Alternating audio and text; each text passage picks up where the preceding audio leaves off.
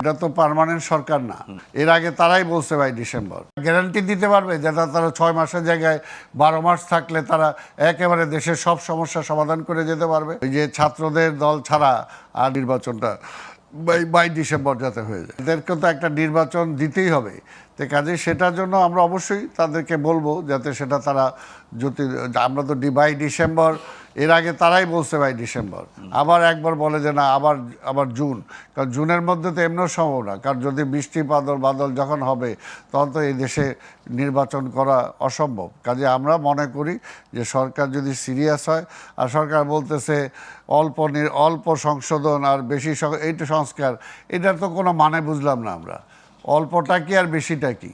আমরা তো বলছি, আমরা নিজেরাই তো যে দফাগুলো দিছি এই সংস্কারগুলো করা দরকার, তো সেগুলো করলেই তো বিশাল সংস্কার হয়ে যায়, তাই না? সেগুলোর মধ্যে আছেই যে পরপর 2বারের বেশি কোনো সরকার প্রধান থাকতে পারবে না।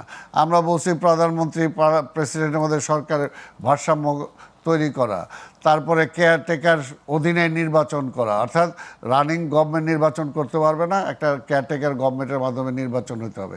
এই যে বেসিক কিছু দাবি আছে এগুলো পূরণ করেই যদি সে নিয়ে যায়, আজকে কালো টাকার যাতে প্রভাব বিস্তার করতে না পারে নির্বাচনে, তাই না? ভালো নির্বাচন করার জন্য নির্বাচন কমিশন প্লাস প্রশাসনকে যাতে সেভাবে ঢেলে সাজানো যায়, এই কাজগুলো করলেই তো আমরা নির্বাচনে যেতে পারি। আর সব কি এটা তারা গ্যারান্টি দিতে পারবে যে তারা 6 মাসের জায়গায় 12 মাস থাকলে তারা একেবারে দেশের সব সমস্যা সমাধান করে যেতে পারবে?